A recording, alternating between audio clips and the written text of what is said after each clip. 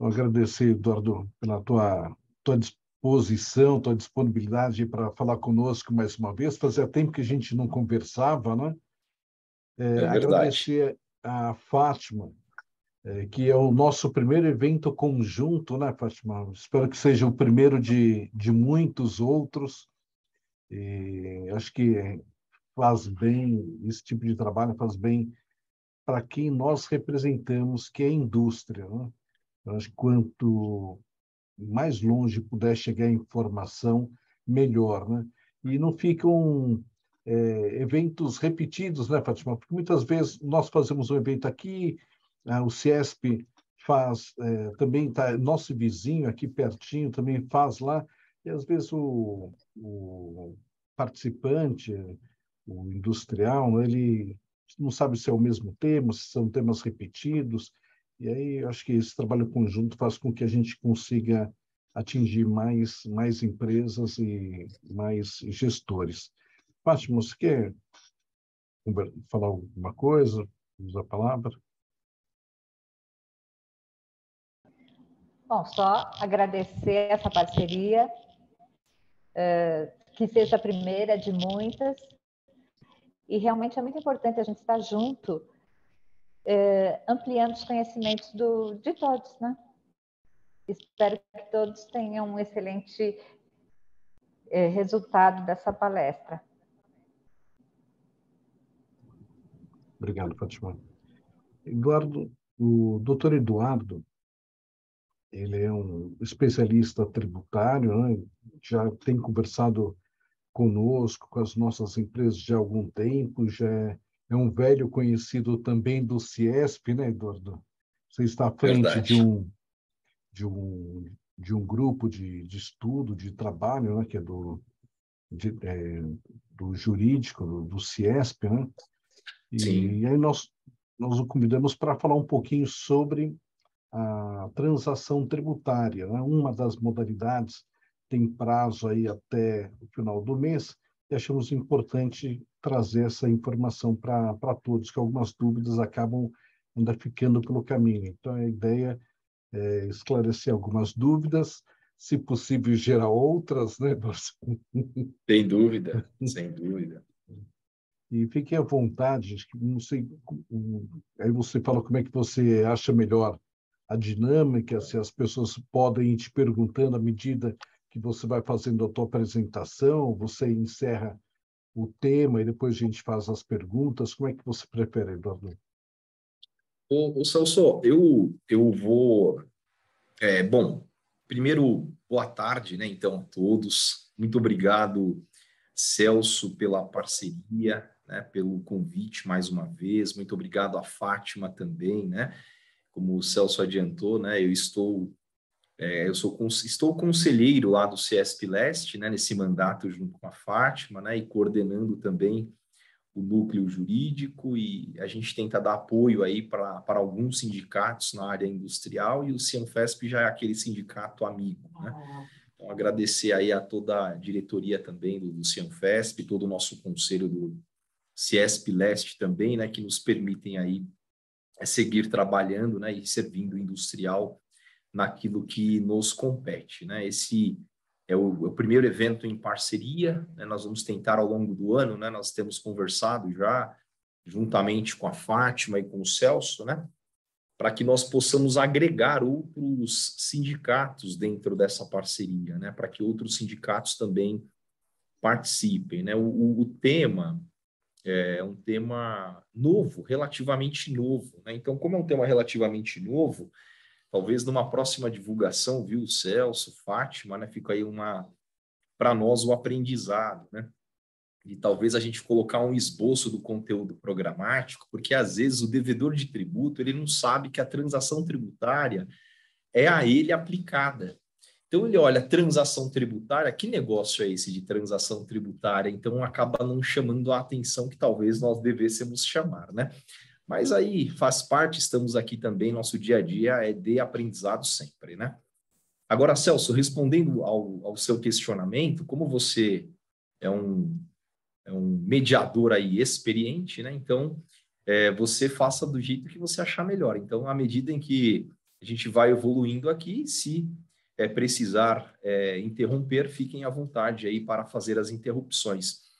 Eu acho, viu, Celso e Fátima, né, que o pouco público de hoje, mas bastante seleto, né, porque estão aqui conosco, decorre disso mesmo, né? As pessoas não sabem o que é transação tributária. Eu falei sobre esse tema recentemente no Cicetel, mas num evento mais fechado. Devo falar novamente em novembro, justamente porque o tema chamou muito a atenção. Então, muitas empresas são devedoras de tributos, né, e estão encontrando na transação tributária um caminho de buscar essa autorregularização e de buscar essa conformidade fiscal. Então, o instrumento existe para isso, né? Então, nós vamos passar bem rapidamente alguns slides. Não dá para nós esgotarmos o tema ele é recheado de detalhes, né? Então, não tem como nós esgotarmos, mas nós pensamos aqui algumas situações, as principais, um tema que vem sofrendo alterações constantes. Tivemos alterações recentes na legislação em junho, novas portarias da Procuradoria, da Receita Federal no mês de agosto, um novo edital de débitos, né, no âmbito da Receita Federal em setembro, uma nova portaria publicada agora em outubro. Então, é um tema que ele é efervescente, né? Então, e é um tema que a gente vai precisar ter uma atenção constante, até porque existem modalidades de transação tributária aqui, que é a transação tributária individual, que elas são permanentes. Então, elas não têm prazo. Algumas, como o Celso já colocou, o prazo se expira agora, né, no dia 31 de outubro. Tantas outras, são várias, né, que vão expirar agora. Tem transação que vai expirar em 31 de dezembro, tem transação que vai expirar 30 de novembro. E a individual, né, que é aquela que pode ser proposta pelo contribuinte, tem que cumprir determinadas condições, e também pelo fisco, né, Receita Federal ou Procuradoria. Essas aí o contribuinte terá permanentemente à sua disposição. Uma coisa importante para dizer é que a transação existe, né, e esse crescimento da transação, qual vai ser a consequência prática disso, né? Eu vou chamar de refis, mas a gente poderia chamar de PERT, poderia chamar de PAES, de PAEX, né, de qualquer outra coisa, que são esses parcelamentos especiais. Eles dificilmente acontecerão novamente, né, justamente em razão dessas transações tributárias que ficarão permanentemente aí à disposição dos contribuintes, tá?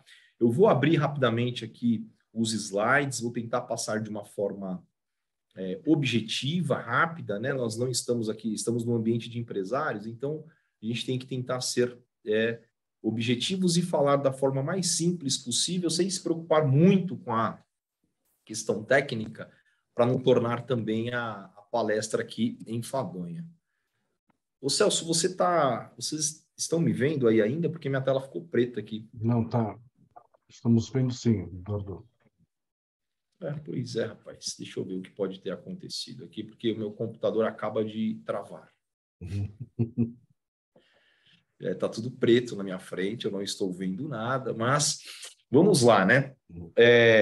Na hora que ele destravar, né, e eu abro aqui a apresentação, não tem nenhum problema, mas vamos lá. Basicamente, né, a transação tributária, diferente de um parcelamento especial, ela permite essa questão de concessões mútuas, né? Então, essa possibilidade de o contribuinte sentar juntamente com o representante da Receita ou da Procuradoria da Fazenda Nacional e negociar o seu débito em algumas situações, né? Então, vejam, há algum tempo atrás, né, pouco tempo atrás, aliás, né, era uma situação inconcebível. Jamais você se veria na frente ali do fisco, né, Receita Federal ou Procuradoria, para negociar os seus débitos, né, apresentar a sua real situação e buscar um caminho de composição. Isso era algo que não existia e há um ano atrás, sei lá, 2, 3 anos atrás, era algo que você não colocava nem em perspectiva, porque realmente era algo muito distante. Essa relação sempre muito traumática, né, entre contribuinte e fisco, né? Hoje a gente abre-se um caminho de diálogo, né? Quando fala-se de concessões mútuas, é de concessões mútuas mesmo. Claro que você não vai poder ter uma redução, né, da parte principal do tributo, mas existirá alguns casos em que haverá relevantes reduções de multa, de juros, a possibilidade de pagamento dos tributos com crédito tributário do contribuinte, com precatório para as empresas que são do lucro real, caminhos aí para pagamento, inclusive com a prejuízo fiscal e base de cálculo negativa, né? Então, existem caminhos aí dos mais diversos. Eu vou fazer mais uma tentativa de abrir o arquivo aqui, mas eu acho que já vai dar certo.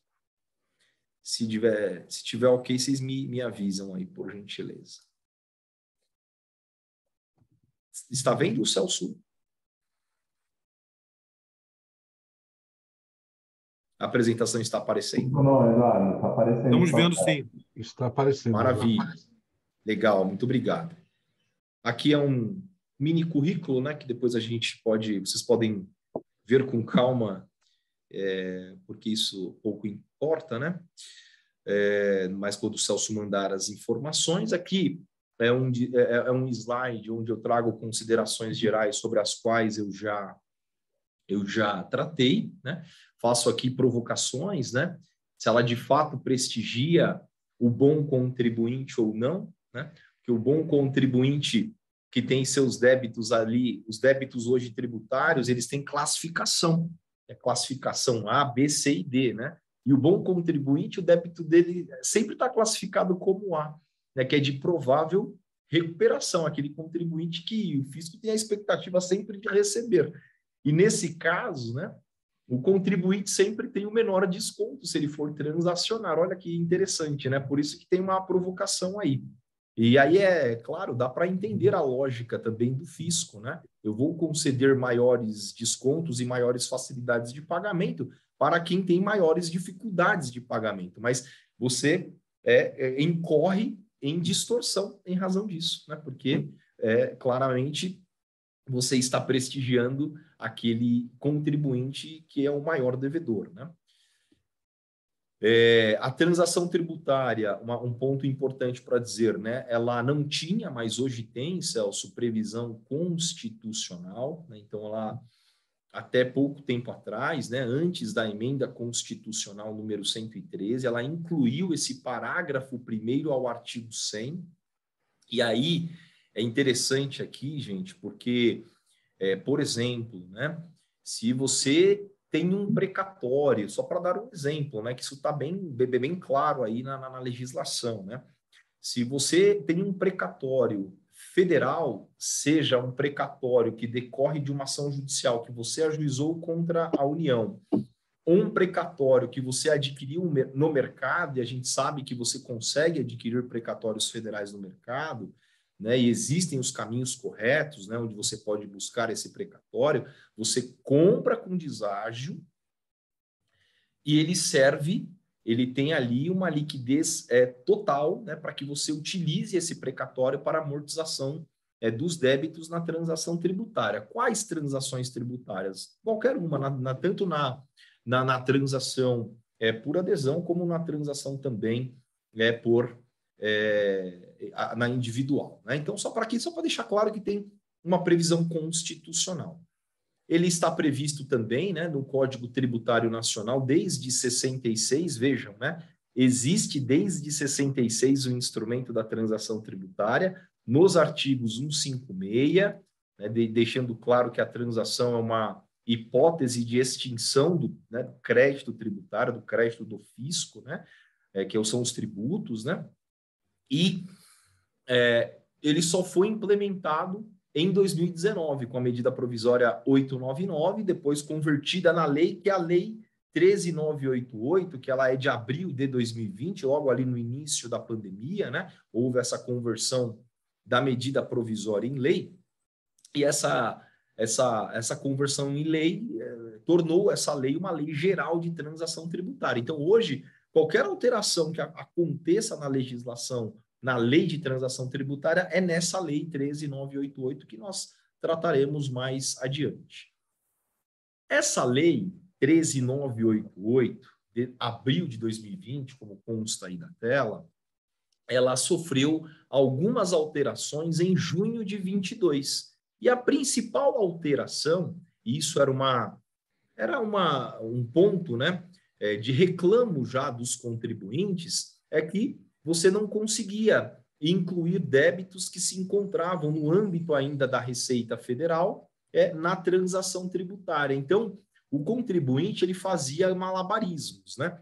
Ou ele fazia pedido administrativo para que o débito que estava na Receita fosse inscrito em dívida ativa, ou, em alguns casos, quando estava vencendo o prazo para adesão a algumas transações, até impetrou-se mandados de segurança para que os débitos que ainda estavam na Receita fossem inscritos em dívida ativa e, assim, possibilitasse ao contribuinte a sua inclusão na transação tributária. Então, essa é a grande novidade, né, dessa alteração que aconteceu na Lei Geral de Transação Tributária, né? Claro que não é tão simples assim como parecem as coisas, né? O que eu quero dizer com isso, né? Se nós tivermos hoje um débito federal declarado e não pago, ainda no âmbito da Receita, e por ter sido declarado e não pago, ele é um débito não transacionável. Ele precisa estar dentro do contencioso administrativo. O que significa dizer? Ele tem que decorrer de um auto de infração e precisa estar com defesa apresentada. Mas nós vamos ver isso mais à frente. Então, esse inciso 1, esse item número 1 aqui, essa é a grande novidade aqui, os dois outros pontos, né? E deixar claro aqui que é cabível aqui para débitos inscritos em dívida ativa e dívida ativa também das autarquias e fundações públicas federais, né? Aliás, é importante dizer, nós estamos falando da transação em âmbito federal. No estado de São Paulo também há uma transação muito parecida com a federal, mas ainda incipiente, não ainda tão sofisticada, né? Que lá, Fátima, no departamento jurídico do CIESP, né, nós somos convidados para propor e estamos a fazer alterações na lei de transação estadual, né, para que ela seja também algo que você consiga viabilizar ali de uma forma melhor para todos os contribuintes. Acho que eu tirei da tela que eu estava, mas eu já vou voltar.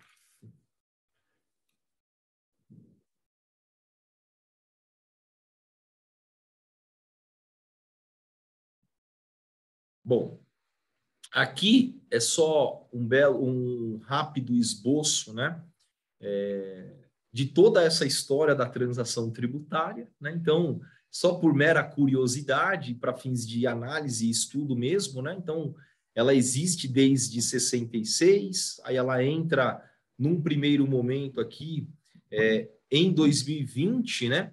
Em 4 de 2020 é publicada uma lei, depois é publicada uma portaria em 4 de 2020, trazendo uma modalidade de transação por adesão. Depois, em 3 de 21, uma portaria para transação de empresas em recuperação judicial. Aí vem uma nova transação para empresas em recuperação judicial. Vem a lei de junho, alterando a lei de abril de 2020. Aí sai uma nova regulamentação de transação no mês 7 de 2022. Na sequência, a portaria da Receita Federal, porque ela passou também a ter essa possibilidade de transacionar seus débitos decorrentes de autos de infração. E agora, em outubro, uma última portaria que traz ali questões bem específicas para você antecipar o pagamento de transações tributárias de débitos inscritos em dívida ativas com prejuízo fiscal e base de cálculo negativa. Então, aqui é só por uma questão didática. A gente fala tanto, né? Então, a gente organizou graficamente aqui para que facilitasse também depois a análise, né, de quem for fazer uma leitura do material sem essa apresentação. Bom, algumas considerações importantes que pode surgir como dúvida para os empresários, né? A redução do tributo principal, não há redução da parte principal do tributo, né? Então, não há por quê? Porque no direito tributário, tecnicamente dizendo, né, nós estamos diante de um direito indisponível, né? Então, você não pode negociar aquilo que o Estado não pode, né? O Estado lato sensu aqui, né? Negociar parcela do tributo e reduzi-lo, né? O que está em jogo e o que tem de benefício aqui na transação? O parcelamento alongado. Então, num parcelamento ordinário, a gente sabe que a gente pode parcelar em no máximo 60 meses, né? Aqui você vai poder alongar e chegar até a 120 meses, né? Flexibilização das regras de garantia. Então, tem parcelamentos que a gente precisa apresentar garantia. Existem aqui hipóteses de flexibilização. Descontos de multas e juros para créditos irrecuperáveis e de difícil recuperação. Como eu falei em determinado momento, os débitos hoje na Receita Federal, na Procuradoria, eles são classificados A, B, C e D. Nós vamos chegar nesse slide, tá? E o C e o D são os débitos de difícil recuperação e os irrecuperáveis. E eles têm determinadas características, né, para serem assim compreendidos como de difícil recuperação ou irrecuperáveis, né? Transação individual, também, como eu já coloquei, ela não tem prazo específico para proposição. Então, mesmo que passarem todos esses prazos que nós colocamos das transações por adesão, nós sempre poderemos ainda fazer uma transação individual, por proposta do contribuinte, desde que o seu débito mínimo seja de 10 milhões de reais. Então, o consolidado que você deve ao fisco seja de 10 milhões de reais. E você poderá também sempre, né, quando você for um devedor em recuperação judicial, né? Então, inclusive para débitos abaixo de 10 milhões, se você for um devedor com recuperação judicial. E as novas regulamentações trouxeram uma modalidade de transação que é a individual simplificada. E ela simplificou mesmo, né? Ela se aplica para débitos consolidados, né? Ou débitos pontuais superiores a 1 milhão e abaixo de 10 milhões. O contribuinte consegue percorrer todo este processo, né, de adesão ou de proposta de transação individual simplificada dentro do portal Regularize. Então, o contribuinte tem essa possibilidade de fazer sozinho. Qual que é a importância de conhecer muito a legislação? É porque, às vezes, Celso, o seu débito ele pode estar classificado de maneira errada. Então, às vezes, seu débito está lá como de possível recuperação, mas ele é um débito que ele reúne características de um débito de difícil recuperação, e aí, nessa hipótese, os seus descontos são maiores, o alongamento do prazo pode ser maior.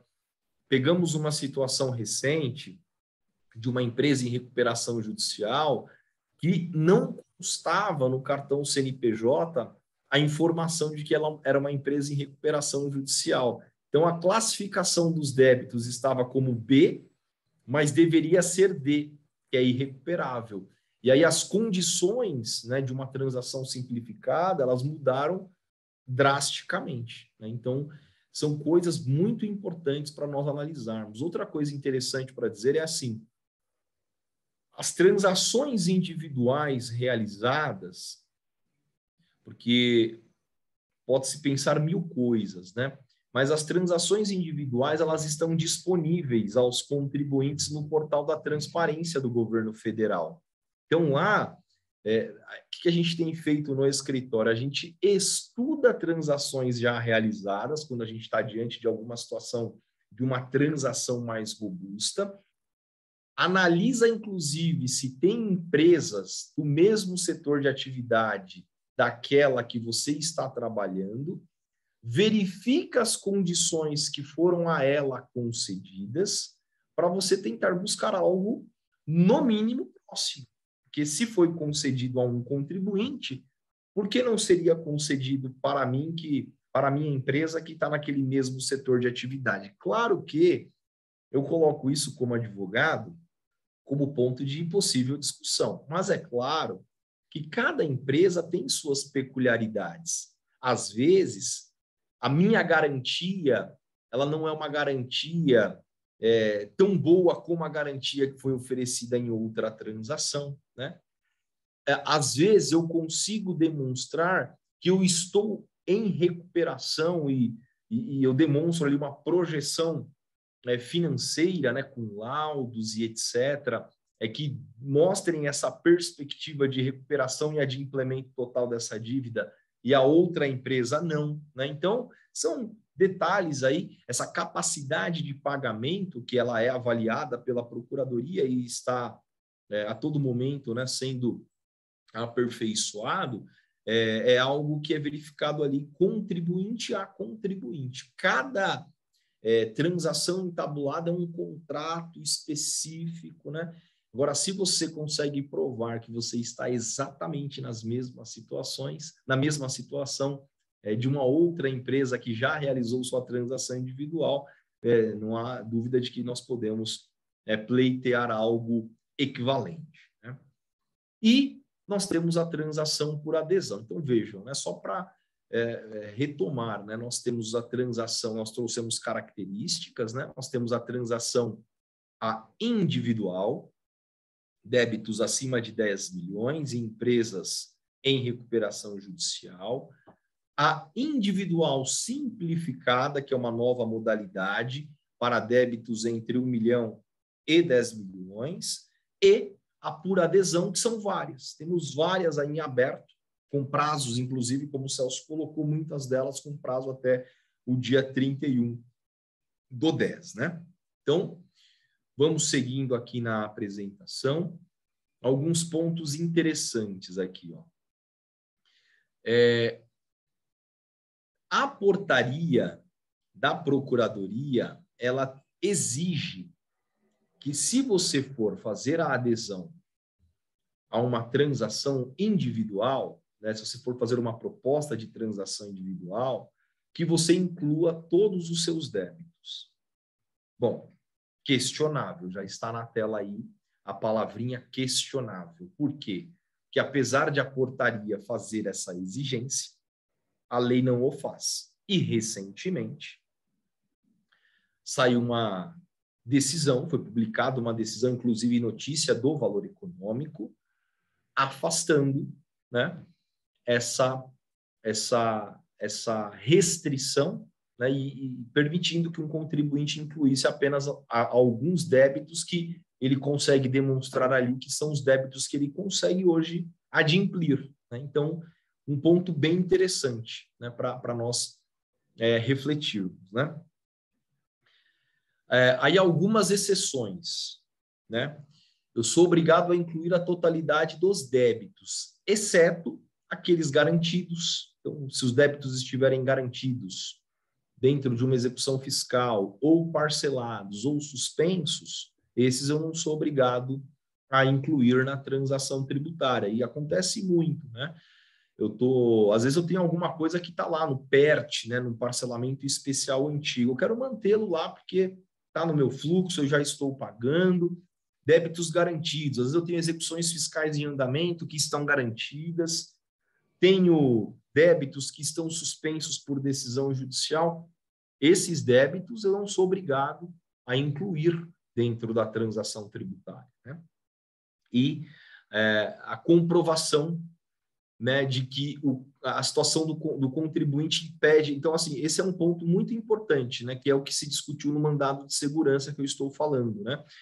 O contribuinte consegue demonstrar, olha, devo 50 milhões, eu quero aderir, mas eu quero colocar só esses 25 milhões, porque 25 milhões, eu sei que em 5 anos eu consigo pagar. Agora, se eu incluir 50, eu não consigo, né? Agora, para que isso acontecesse, ele teve que impetrar um mandado de segurança, porque a portaria, ela exige que seja a totalidade dos débitos, né? E aí, quem está do outro lado, né, o procurador da Fazenda que está do outro lado, ele não vai ter essa flexibilidade de dizer, olha, pode ser só metade, né, ele mesmo pode te propor, olha, impetre um mandado de segurança para que eu não incorra em responsabilidade funcional. E se você conseguir eliminar, a gente, né, segue com a transação individual. Então, é assim que na prática, né, as coisas acontecem. Quando você entra numa transação individual, uma coisa que é importante dizer, né, é essa necessidade normalmente vai ter lá uma cláusula para que você siga adimplente daqui para frente com os seus tributos, para que isso não vire realmente uma bola de neve e não perder o sentido, esse trabalho de autorregularização, de conformidade fiscal.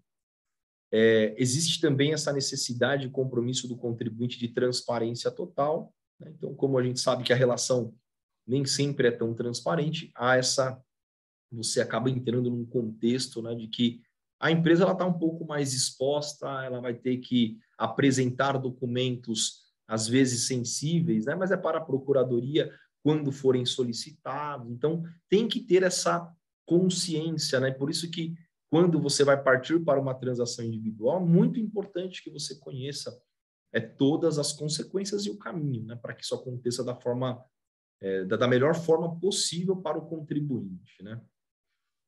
Algumas novidades recentes da nova lei, né? Uma coisa que eu já falei lá no início, né? Essa nova lei trouxe essa possibilidade de incluir débitos que estão no âmbito da Receita, desde que estejam no contencioso administrativo fiscal, ou seja, débito que foi declarado e não pago, esse não entra. A não ser que a gente peça que ele seja inscrito em dívida ativa e faça lá no âmbito da Procuradoria. No âmbito da Receita, é só aqueles que a gente está em discussão. Por exemplo, a empresa foi autuada pelo fisco, é um débito, por exemplo, uma discussão que eu sei que eu vou perder, então eu faço eu sigo, né, nessa tentativa de transação tributária, porque eu sei que eu vou perder aquela discussão, né? E hoje existem 2 editais, né, para transação por adesão no âmbito da Receita Federal. Nós vamos chegar lá, né? O último slide a gente vai falar sobre isso. O que a nova lei trouxe também de interessante, né? A possibilidade de realizar descontos de 50% saltou para até 65%. Não é que vai dar 65% de desconto. Até 65% de desconto. Uma discussão que existe assim há muitos anos, né? Cada refis que vinha, cada parcelamento especial, vamos assim dizer, existia uma discussão. Quando é concedido os descontos ao contribuinte, ele precisa reconhecer esses descontos na base dos tributos federais. A lei, ela já deixou claro, essa nova lei de junho de 22, que você não precisa computar esses descontos na base de cálculo dos tributos federais. Você poderia, né, quitar os débitos em até 84 vezes. Foi alargado o prazo para 120 meses, então isso aqui é um ponto bastante importante. Atenção agora, né, para as empresas que têm prejuízo fiscal ou base de cálculo negativa de contribuição social. Isso aqui são ativos da empresa, né? E como ela não apurou lucro, mas sim prejuízo em determinados exercícios, ela vai acumulando, isso é um ativo tributário dela, né? Então, existe a possibilidade de ela liquidar, amortizar do seu passivo tributário até 70% do saldo remanescente da dívida após os descontos. Então, vamos pensar na procuradoria, né? Ela é clara no sentido de que isso se aplica aos débitos de difícil recuperação ou os irrecuperáveis, né? Então, primeiro, ela concede os descontos que são cabíveis, verifica se existe decisão judicial transitada em julgado, algum crédito a favor da empresa que ela pode utilizar para amortizar, verificar se tem precatório para ser utilizado também para amortização da dívida, e, por último, após a concessão dos descontos e etc., você vai poder usar base de cálculo negativa e prejuízo fiscal para amortização do seu passivo. Isso serve, inclusive, para você utilizar nas transações tributárias por adesão, então, aquelas que você vai realizar por adesão, né? Inclusive, saiu agora em outubro uma nova portaria, está aqui na apresentação também, que ela chama Quita PGFN, né? Essa portaria, ela deixa claro, né, que quem tem transações tributárias, ela até coloca assim, transações realizadas até o final de outubro, né? Então, ou seja, inclusive aquelas que eu venha a realizar ao longo de outubro, que passado outubro eu posso utilizar para débitos de difícil recuperação e irrecuperáveis o prejuízo fiscal e a base negativa para amortizar. E, se não for débitos irrecuperáveis ou de difícil recuperação, eu posso pagar 30% do saldo em dinheiro e depois utilizar a base de cálculo e o prejuízo fiscal para pagar o remanescente. Eu fico preocupado, né, porque eu fico falando tanta coisa, porque são tantos detalhes, mas é porque a gente está lidando com isso no nosso dia a dia, né?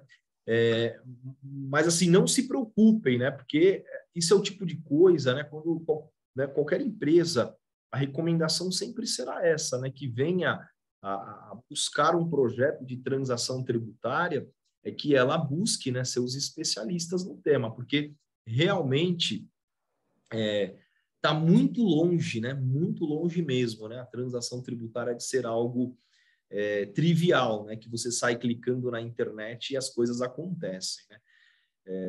Várias coisas são muito diferentes disso, inclusive você saber o caminho e com quem falar, né? Quando você estiver diante de uma hipótese de transação individual, né? Para você realmente buscar ali o melhor caminho de negociação do seu passivo tributário. Como eu já falei, o precatório, então existe a possibilidade de utilização do precatório. Interessante que o precatório ele pode ser gerado pela sua empresa ou pode ser um precatório de terceiros adquirido com deságio no mercado. Então, mais uma hipótese de redução do passivo tributário. Então, além de você reduzir o passivo com a utilização do seu ativo decorrente de prejuízo fiscal e base negativa, tem o precatório.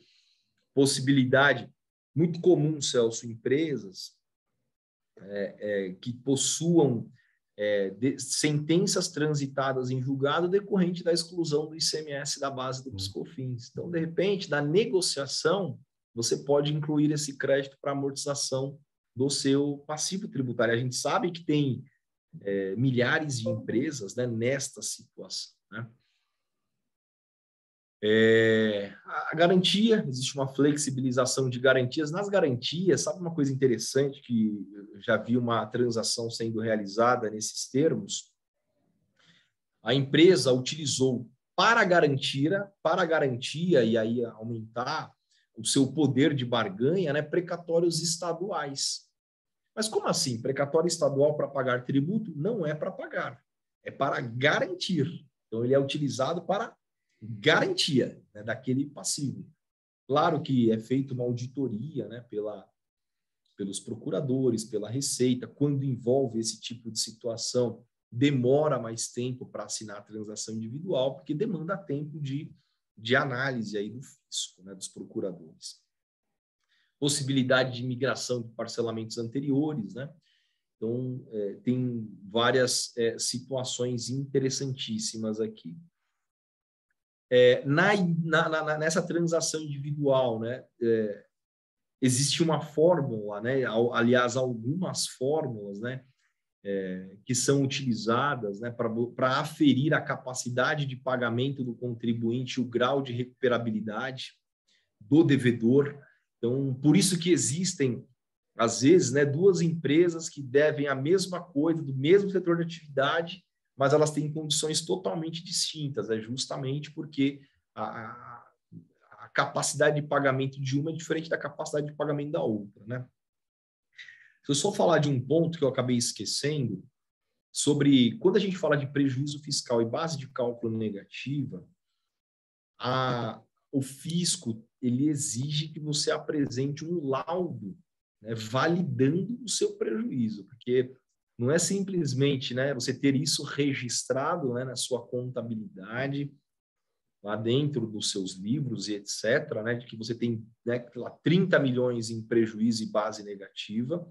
Isso vai precisar, né, ser validado aí por alguém profissional, né, provavelmente auditor da área contábil, para que haja uma segurança mínima, né, de que aquele prejuízo utilizado ele realmente é legítimo, né, sem prejuízo sempre, né, de o fisco fiscalizar, né, se realmente aquilo que foi oferecido e até deferido inicialmente, ele realmente corresponde à realidade. Tá?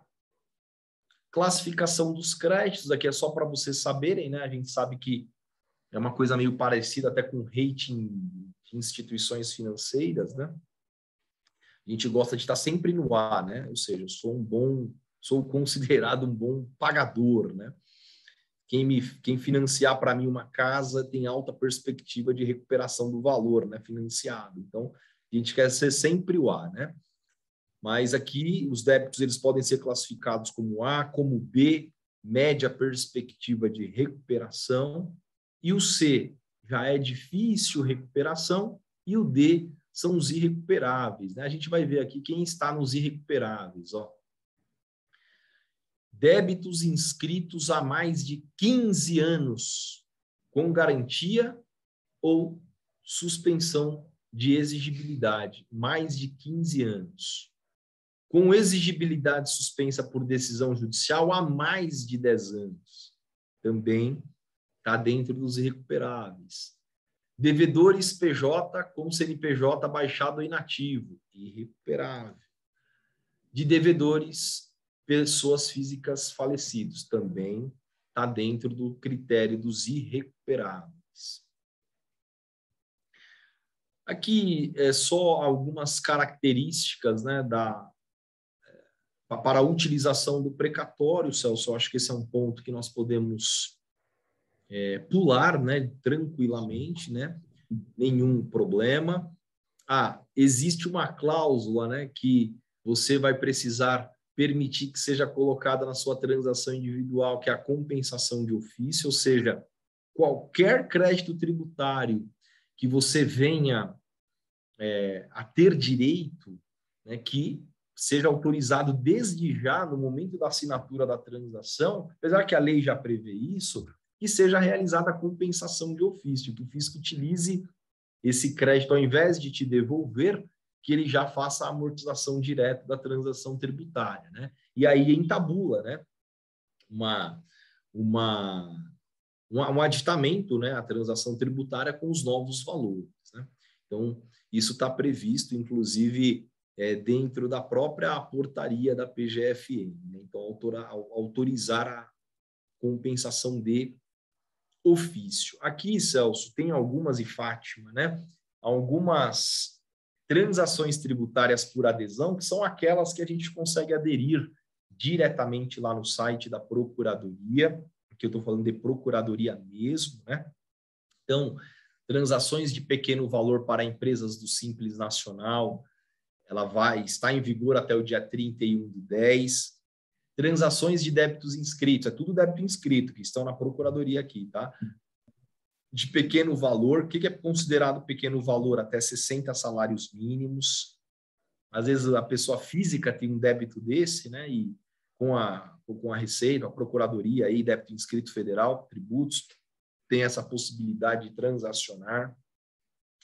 A extraordinária e excepcional, que surgiram aí ao longo da pandemia, né? Para poder trazendo ali condições especiais, né? Uma delas, inclusive, o contribuinte, para que tenha a possibilidade, né, de fazer a sua adesão, ele tem que estar claro que ele teve redução de faturamento 2020 comparado com 2019, débitos rurais e fundiários, fundo rural, uma possibilidade de repactuação de transação em vigor, PERSE, que não se aplica aqui para as empresas do Cianfesp, que é para as empresas de eventos, né?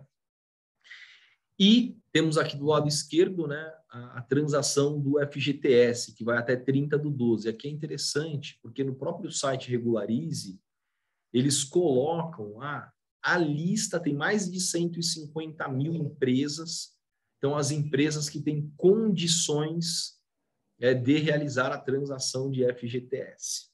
E, por último, 2 transações novas de débitos em âmbito de Receita Federal, que decorram de auto de infração e que estejam em fase de defesa administrativa, né, vamos assim dizer, para facilitar, né?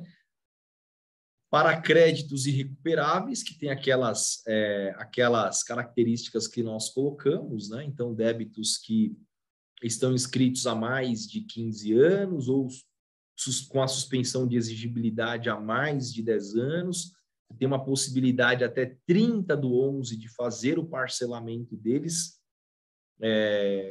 de acordo com o edital número 1 aqui, né? Edital número 1 está disponível também na internet, tem lá os detalhes, etc. Isso aqui você faz diretamente pela internet, né? E também esses que você está defendendo no âmbito da Receita Federal ainda, né? Fazem parte do contencioso, e a transação de débitos de pequeno valor são aqueles, né, de até 60 salários mínimos, né, cujas condições, né, gerais estão previstas aqui no edital de transação número 2 de 2022. E aqui nós finalizamos aqui a nossa apresentação. Era só para passar uma ideia geral. Eu acho que é um tema, Celso, Fátima, né, que nós devemos voltar a tratar aí ao longo do tempo, porque é um tema que tem novidades aí, todo mês tem alguma novidade, né, sobre o tema, e a gente precisa alimentar, né, os associados com as informações relacionadas à transação e apresentar essa nova ferramenta, né, de autorregularização, né, que existem, essas ferramentas, né, que existem à disposição dos contribuintes. Perfeito, obrigado. Eu acho que quem tiver alguma pergunta para fazer, pode ir fazendo as perguntas diretamente, só abrir o microfone, dirigir a pergunta ao doutor Eduardo, fique à vontade. E enquanto o pessoal está pensando na pergunta que vai fazer, a Bicalil está esperando uma pergunta, Bicalil. O Bicalil e o Sureide são pessoas bastante participativas, né? Você colocou aqui uma questão que é interessante, que já está acontecendo há algum tempo, mas as pessoas não têm ainda conhecimento, né? Essa possibilidade de baixar um CNPJ ainda com dívida, com débitos junto à Receita Federal, ao Estado, ao município, né? Como é que isso funciona, Eduardo? Porque você citou aqui a possibilidade dos CNPJs baixados. Quem é que pode pedir buscar a transação? É a empresa baixada, é a pessoa jurídica ou são os sócios? São os sócios dessa empresa, né? Porque a empresa, né, baixada, ela é uma empresa, um CNPJ que ele não tem mais operação nenhuma, né?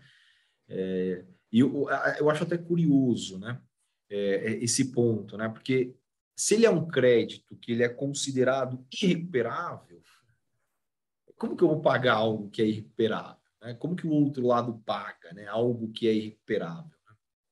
Mas aí são as empresas em RJ, né? Então é um caso, né? Débitos que estão há muito tempo. Então, por exemplo, a perspectiva, o que eles analisam, né? Um débito que está inscrito em dívida ativa há 15 anos e não foi pago, é um débito que eles já consideram assim, esse aqui para nós recebermos vai ser muito complicado. Então, ou débitos que estão há 10 anos com exigibilidade suspensa. Esse aqui provavelmente a gente não vai receber. Agora, esses aí baixados, né, são aquelas situações. Hoje em dia, antigamente, com débito tributário, você não podia baixar CNPJ. Hoje você baixa. Quando você baixa, a consequência lógica, né, e a consequência legal disso é que os sócios eles passam, então, a serem os devedores daquela dívida tributária, né? Então, são eles os agentes ali que têm a legitimidade para realizar o pedido de transação. Perfeito. Obrigado, Eduardo. Posso fazer uma pergunta? Com certeza. Eu estou entendendo aqui do jeito que tem, se eu tenho uma dívida de 1 milhão, é melhor eu provocar uma dívida de 10 milhões que eu vou ter mais vantagem. Para mim ter esse prazo para chegar em 10 milhões, o que o governo vai cair em cima de mim para não deixar acontecer isso? Então, Eide, na verdade, né, se você tiver uma dívida acima de 10 milhões, você vai ter a possibilidade de realizar uma transação individual, né? Ou seja, você vai conseguir sentar com o fisco para fazer essa negociação. Qual que é a vantagem que existe é que esta modalidade de transação tributária ela é permanente, ela não tem prazo, você pode fazer isso a qualquer tempo. Mas se você tem dívidas aí de acima de 1 milhão, eles disponibilizaram uma modalidade específica, que é a transação individual simplificada, onde você também pode fazer uma proposta, né, para o fisco ali, né? E aí haverá uma deliberação, isso dentro do portal, né? Porque essas que são de até 10 milhões, você não pode fazê-las, né? De até 10 milhões você faz dentro do portal e as acima de 10 milhões você consegue fazer fora do portal e presencialmente. Aliás, é interessante dizer também o seguinte, né?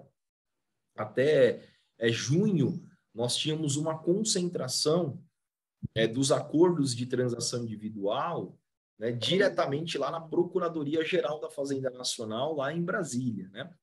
Nós temos 6 regiões da Procuradoria no Brasil. Então, existem 6 tribunais regionais federais e 6 regiões agora da Procuradoria. Elas acompanham exatamente essa estrutura do Poder Judiciário.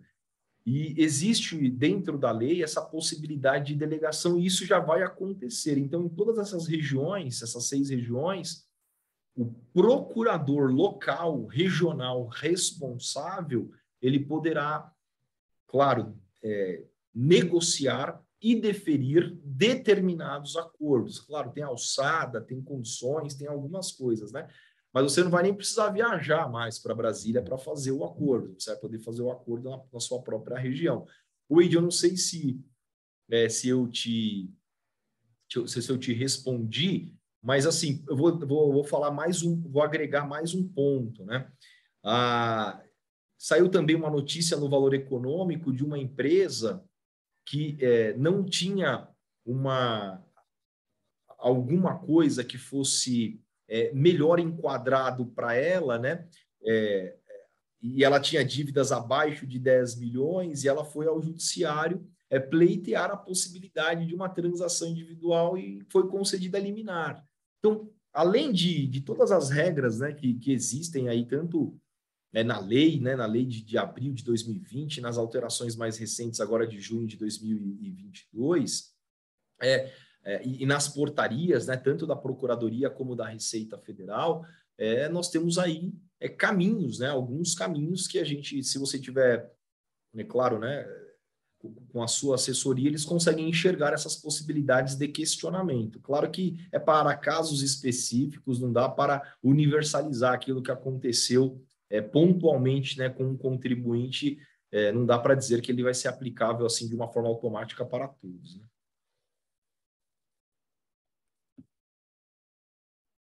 Eu entendi. O meu pensamento foi o seguinte: se eu ficar 5 anos sem pagar impostos federais, minha dívida vai passar de 10 milhões e eu vou fazer investimentos, seja quais for, na própria empresa.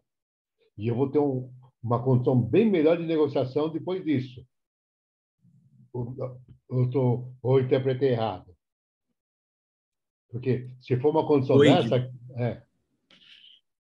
Eu acho que, assim, você interpretou certo, né? Eu sou sócio de um escritório tributário, né? Então, eu lido com essas situações diariamente, né? E eu converso muito com o Celso, né? Com a Fátima também. os clientes, né? Quantos clientes, né, precisam financiar, precisam eventualmente, né, até comprar maquinário, renovar seu parque fabril, mudar às vezes, inclusive de localidade, né? Precisa fazer alguns investimentos e seguem esse caminho de não pagar o tributo. Agora, é o não pagamento estratégico. Por que eu falo não pagamento estratégico? Porque o cliente senta aqui, que tributo é melhor eu não pagar? Né? Então, as empresas que estão no estado de São Paulo, não pagar ICMS não é um bom negócio. Então, se você for optar, que você opte, por exemplo, por não pagar tributos federais. E se tratarem de tributos, os retidos, né? Que eu sou obrigado a reter e recolher em nome de terceiros, né? Esses aí é recomendado que você sempre recolha para que você não incorra em crime tributário. Então, o não pagamento estratégico de tributos para que você consiga fazer os seus investimentos e depois busque no momento oportuno o adimplemento via transação tributária é algo válido. O Abicalil quer fazer também uma pergunta. Fique à vontade, Abicalil. Não, eu vou pensar. Boa tarde, Celso. Boa tarde, doutor Eduardo. Boa tarde, posso falar? É o seguinte, doutor Eduardo. Quem está no Refis 1, que é desde o ano 2000, como é que é a migração para o Regulariza agora? Primeira pergunta. Segunda questão. Quem está classificado na situação do Refis 1 está classificado com rating B, ou seja, tem dívida há mais de 22 anos, inscrita na dívida ativa. Como é que a gente consegue mudar esse rating para C ou para D? Né? Porque lá dentro tem a condição de, por exemplo, 5 anos para liquidação. É inviável 5 anos de liquidação. Tanto que a Receita nos intimou para pagar em 29 anos. Porque ela sabe que a empresa não consegue liquidar antes desse período, nem em 29 anos. Como é que se torna uma migração e a mudança do rating no caso de quem está no Refis? Abicalil, eu vou fazer uma coisa aqui bem rápida. Eu vou falando com a câmera fechada até a minha sala, porque meu computador ele acabou de informar aqui que minha bateria está acabando. Então, para que eu não caia, eu vou... Mas são 10 segundos. Não, sem problema. Fique à vontade, Eduardo. Mas vamos lá, ó, só para eu já vou te respondendo, tá? Basicamente, assim, bom, primeiro, né? Para você sair de um Refis e ir para a transação, você vai precisar, em primeiro lugar, desistir do seu parcelamento. Então, este é um primeiro ponto. Claro que analisar o caso concreto, né, o seu caso concreto em detalhe é o melhor caminho que nós possamos ter, né? Se você tem débito milionário, né, e que estão inscritos em dívida ativa há tanto tempo, eu acho que pode ser realmente que o seu débito, como eles estavam sendo parcelados, né, a gente... Peraí, deixa eu só abrir minha câmera aqui agora. Pronto. Já estou com bateria em outras. Muito bom.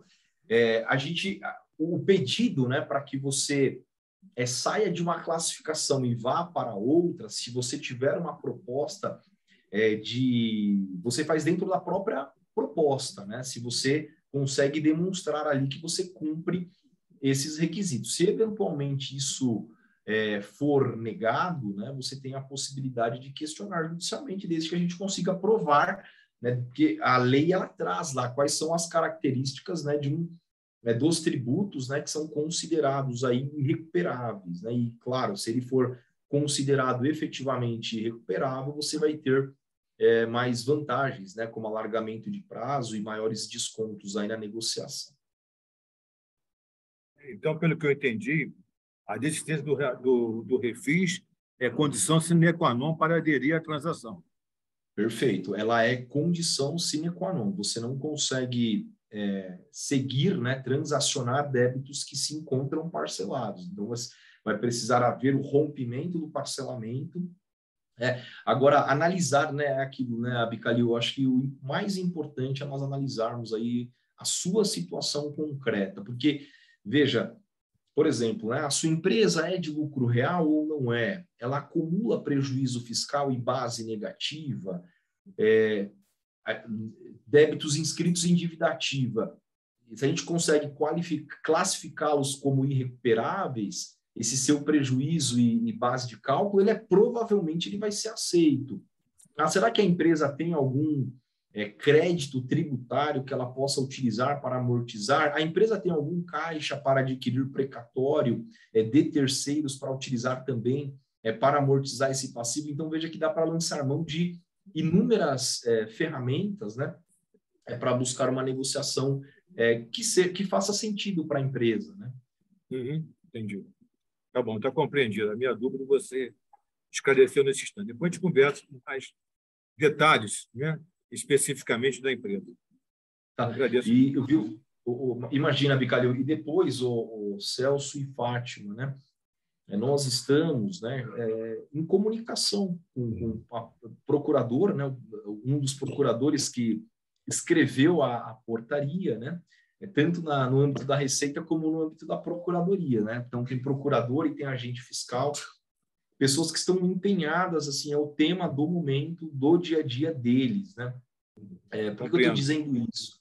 Eles falam, o que eles estão falando, né? Eu falei para eles, né, numa situação específica, eu falei, caramba, né? Eu só posso utilizar para débitos inscritos prejuízo fiscal e base negativa de créditos irrecuperáveis e de difícil recuperação e o A e B.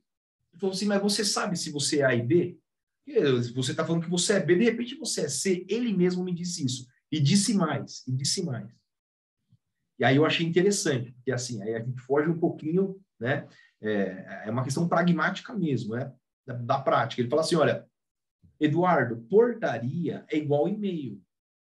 Como assim é igual e-mail? Não, você faz a sua leitura fria, aquele dispositivo que diz isso, ele tem um objetivo, né? Que ele quer colocar ali um degrau, uma condição a mais, que ela vai afetar um monte de contribuinte que não tem interesse em transação e querem tumultuar aí, utilizar o instituto aí de maneira até ilegal, né?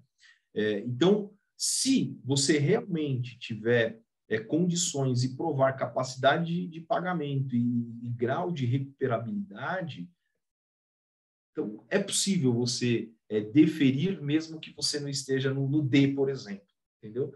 Então, foi isso que eu compreendi daquela conversa, né? Então, a portaria é igual à leitura de um e-mail, é algo frio. Vamos tentar entender qual foi o objetivo de colocar aquele dispositivo na portaria, sabe? Então, o interesse deles é tão grande em buscar esse adimplemento tributário, tão grande em ajudar também eles. Claro que o objetivo principal é recuperar, mas é também ajudar o contribuinte a buscar essa autorregularização. Eduardo, até reforçar o que você já havia comentado, né, na tua apresentação. Muitas vezes a classificação ela é baixa, porque ela está baseada no teu histórico, no teu passado. De repente você tem um projeto, tem um trabalho novo, existe uma possibilidade, uma garantia de, de transacionar com base num projeto novo ou num contrato que está sendo concluído, e tudo isso você consegue levar também para a apresentação do procurador, né? Ele vai fazer parte dessa tua apresentação que vai ajudar na justificativa, né? Exatamente, o Celso. E é exatamente isso que tem acontecido, né? Por isso que a gente fala, né? Às vezes as empresas são do mesmo setor, devem a mesma coisa, mas eu acabei, por exemplo, vou dar um exemplo aqui, eu forneço alimentações para pessoas jurídicas, então eu forneço para o poder público. E na semana passada eu ganhei um contrato de 100 milhões de reais de fornecimento que eu vou fornecer nos próximos 12 meses para o município X ou estado X. Eu tenho 110 milhões aí a receber. É claro que a minha condição ela é muito diferente da do meu concorrente, que não tem este mesmo contrato e essa garantia de receita para os próximos 12 meses. Então, tudo isso é levado em consideração na negociação, né, dentro de uma transação individual.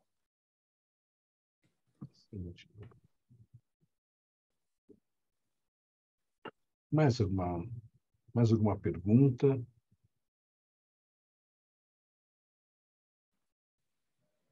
Walterli, fique à vontade, Walterli.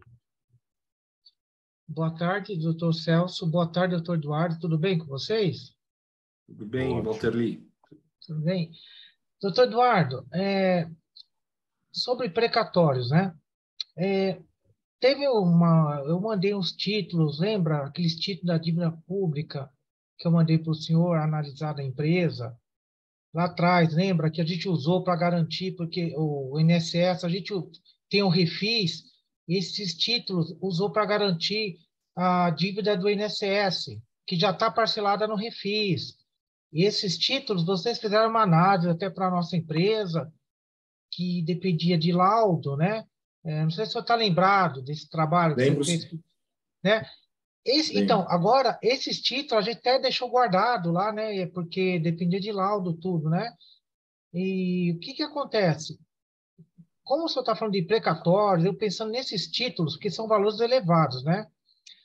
Será que poderemos usar esses títulos para poder... Porque no refis não deu para utilizar, porque já estava parcelado. Poderemos usar esses títulos para poder fazer essas negociações? Então, a lei, o Walterli, ela fala o seguinte: direito, ela fala de precatório, né? E o precatório a gente sabe que ele decorre de uma sentença transitada em julgado, né? Ou, a lei é bem clara, né? Direito creditório decorrente de decisão transitada em julgado. Então, é aquela decisão que transitou em julgado e ela ainda não se tornou um precatório. E, às vezes, ela não se tornou um precatório justamente porque ela não vai virar um precatório. Você não quer receber isso em dinheiro, você vai buscar o caminho da compensação tributária. Então, esse direito creditório, né? Ou, por exemplo, tá?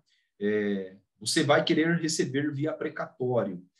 E após a decisão transitada em julgada, no momento em que você vai fazer a gente chama de cumprimento de sentença, mas fazer um pedido lá em juízo, né, para falar, olha, eu tenho direito a receber, tendo em vista essa sentença, 7 milhões de reais. Às vezes, a União vai chegar e vai falar, não, eu não acho que você tem direito a 7.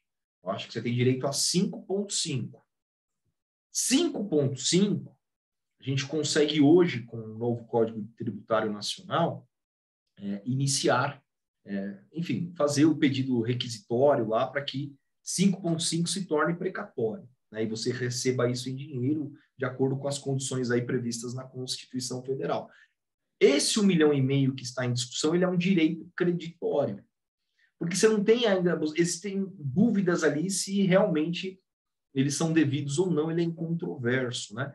Então, ali você tem até uma margem, ele não vai ter a liquidez de um precatório, ele não vai ter uma liquidez de um direito creditório decorrente de decisão transitada em julgado, que não será feito pedido ali, né, de cumprimento de sentença, mas ele pode ser utilizado. Agora, um título que não decorreu de decisão transitada em julgado, é aí que eu queria chegar, né?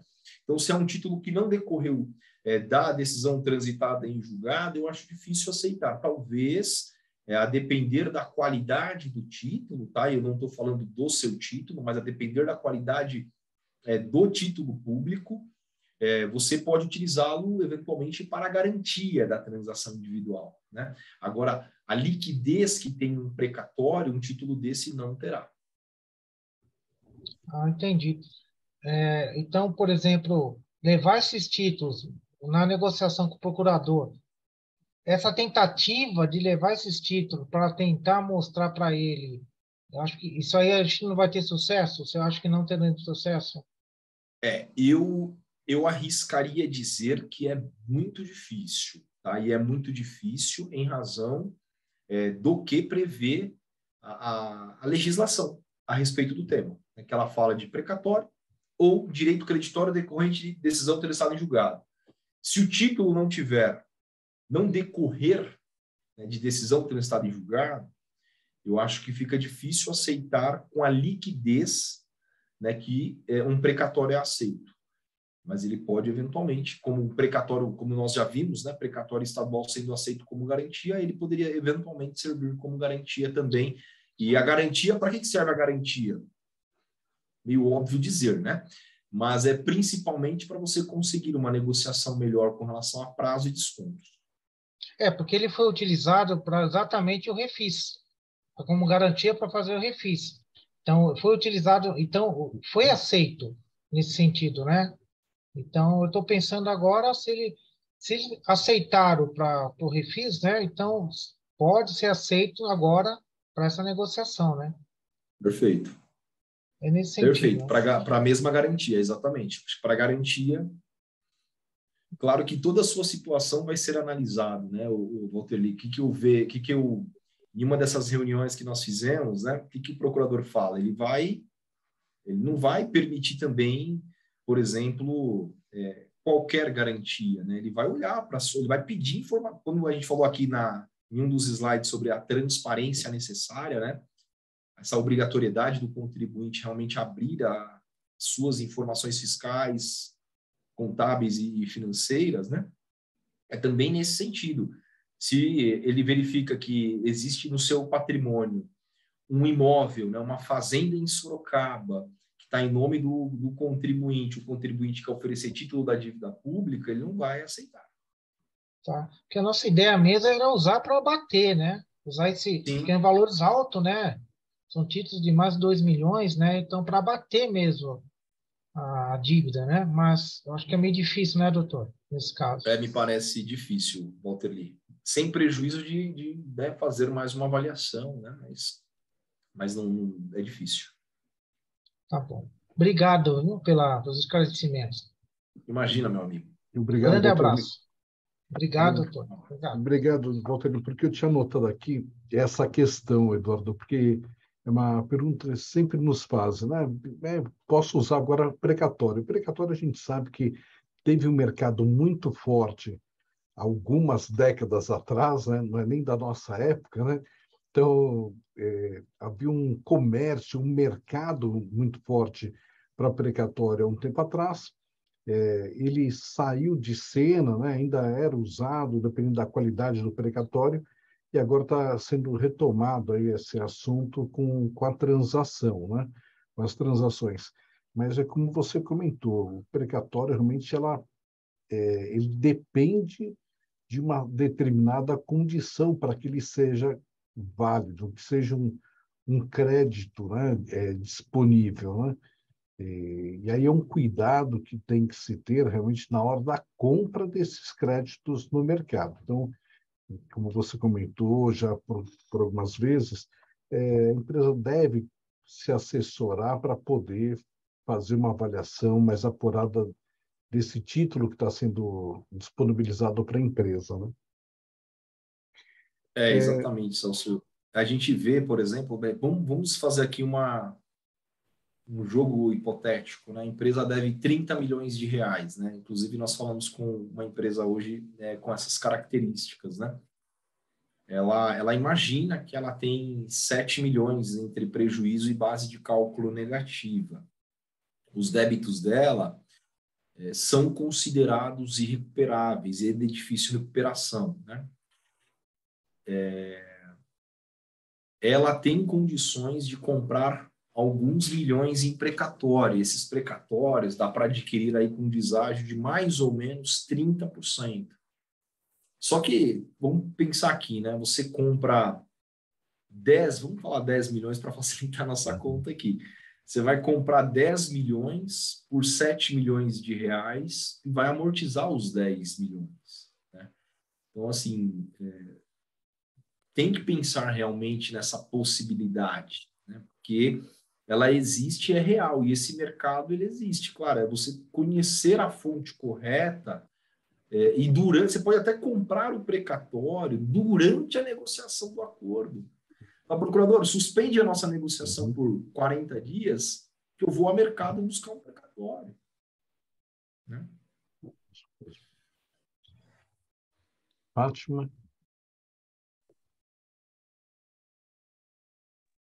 Fazer alguma colocação? Vou tentar de novo. Precatório, eu já dancei há muitos anos atrás, eu tenho medo danado. Então, vamos deixar. Mas, como o doutor Eduardo disse, se eu tenho um deságio de 30%, O precatório eu tenho que pagar para quem está à vista ou a turma também está financiando igual financia o governo? Senão, qual a vantagem que tem? Só se eu tiver o dinheiro disponível. Porque, além disso, a gente É, tem que pagar o advogado também, que é um percentual. Então, eu não sei qual é a vantagem que vai ter nisso, tá? Agora, basicamente, se for considerado, eu não sei como que categoria que nós estamos na empresa, porque nós atrasamos um pouco só os impostos federais, menos trabalhista continuamos pagando, voltamos a pagar tudo de novo. Então, a princípio, a única coisa que eu vou poder ganhar, se eu continuar dessa mesma forma, é só parcelamento, porque eu não vou conseguir desconto nenhum, do jeito que eu estou entendendo. Seria isso? Porque ele vai dizer, "Pô, você está pagando, está faturando, está continuando pagando, então eu vou te receber, ou então vou te pressionar de alguma outra forma." É essa a minha interpretação também? você tá correto, Ed. Terão situações em que você não vai ter desconto. Você vai ter alargamento de prazo. Você vai poder negociar outras coisas, né? Mas não necessariamente você terá o desconto, né? Então é isso, né? Por isso que é assim, né? Quando fala de transação tributária, ela não é cabível de uma forma indistinta, né? Você tem que analisar o seu caso, a sua possibilidade efetiva de pagamento, porque eles vão exigir que você pague os tributos vincendos, né? Eles vão fazer essa exigência de que, no âmbito da procuradoria, de que você inclua a totalidade dos débitos, mas nós sabemos que essa é uma exigência ilegal, tendo em vista que não tem previsão na lei, mas apenas na portaria da procuradoria, né? Então, são assim, são muitas nuances aí que a gente tem que analisar, né? Na minha Doutor, parte, obrigado. E não tem mais que tirar de dúvida. obrigado, Suríde. O doutor, acho que nós podemos ir finalizando, né? Que nós tínhamos previsto 1 hora. O assunto, como você falou, ele é bastante complexo, né? Apesar de estar aí já no mercado já há algum tempo, né? Mas tem pouca discussão ainda sobre o assunto, né? Eu até acredito, realmente, como você falou inicialmente, que para o próximo evento nós temos que falar um pouquinho mais, né? Isso, ainda bem que o Sérgio, ele estava num evento externo hoje, e não te ouviu, porque quando eu fui fazer a comunicação, a primeira comunicação, o Sérgio falou, Celso, mas transação tributária, o pessoal vai entender isso, não é melhor explicar em detalhes, né? Eu falei, não, Sérgio, transação tributária é um assunto que está sendo tratado já há algum tempo, né? Então, vamos deixar assim. Ainda bem, e essa parte acho que eu vou ter que editar e tirar esse meu comentário Eu aqui. vou mandar um WhatsApp para ele. É isso. Então, acho que podemos ir para o final. Fátima, você quer fazer alguma colocação? Por favor.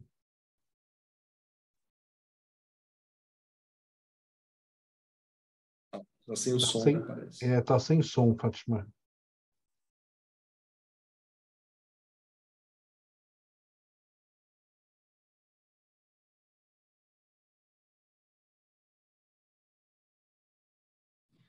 Tá sem som mesmo.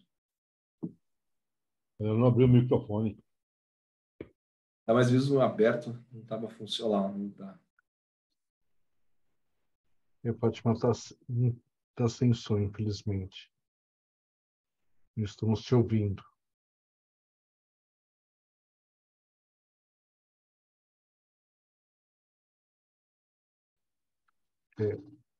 Infelizmente, não estamos te ouvindo, Fátima.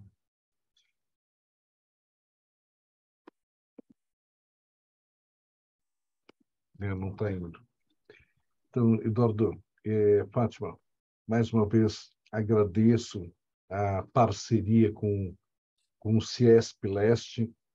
Essa aproximação com o Ciesp não é só com o Ciesp Leste, mas o Cianfesp tem uma aproximação com o Ciesp, então nós trabalhamos em conjunto mesmo, né?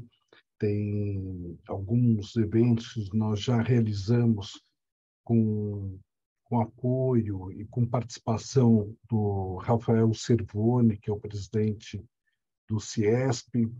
A Fátima é uma amiga nossa de muito tempo, de muitos anos, e ela na presidência, aqui na direção do CIESP Leste, eu tenho certeza que nós vamos conseguir desenvolver bons trabalhos.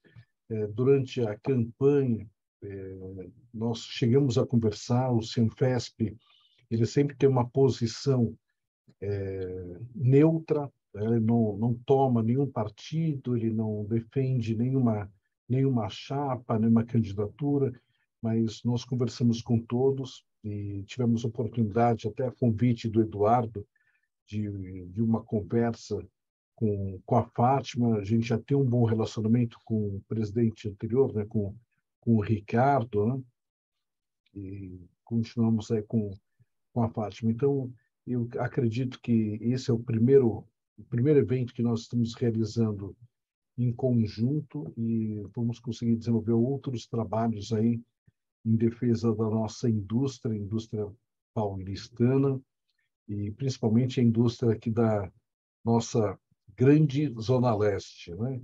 Que há uns anos atrás era a esquina de São Paulo, né, Eduardo? O pessoal tratava a Zona Leste como esquina de São Paulo, mas a gente sabe que boa parte das indústrias, da economia e a população que nós atendemos aqui na Zona Leste é bastante significativa. Eduardo, muito obrigado pela tua disposição, pelas tuas orientações. Eu te passo a palavra para poder fazer o encerramento. E agradecer a todos pela presença. O nosso diretor, o senhor Eide, está sempre presente nos nossos eventos, sempre participativo. Obrigado a todos. Fique à vontade, Eduardo. Obrigado a todos aí pela participação. Agradecer aqui o Celso, né? Vou chamar o Celso de meu diretor, né? Uma brincadeira nossa aqui. A Fátima também, que é oficialmente minha diretora, né?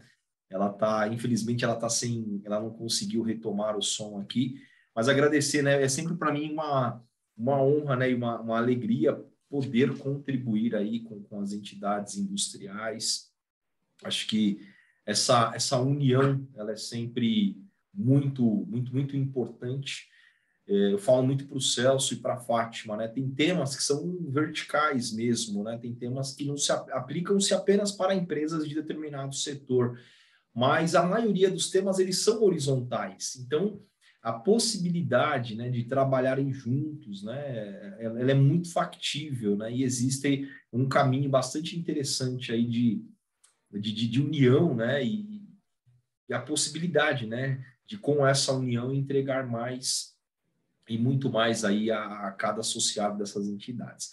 Celso, obrigado. Muito obrigado ao Eide, muito obrigado à Fátima, ao Abicalil, que participou aqui, o Walter Lee, todos vocês que participaram aqui ativamente. Eu vejo aqui alguns agradecimentos, né? Um abraço para o Marcelo, para a Carmen, para o Fernando, para a Daniela e para a Marli. Então, foi o Otávio aqui também da LS Contabilidade. Muito obrigado, pessoal. Fiquem com Deus e contem conosco sempre aí. E em breve o material estará no e-mail de todos vocês. Nós que agradecemos aí para vocês, né? Obrigado. Um abraço, pessoal. Tudo de bom para vocês. Boa tarde a todos.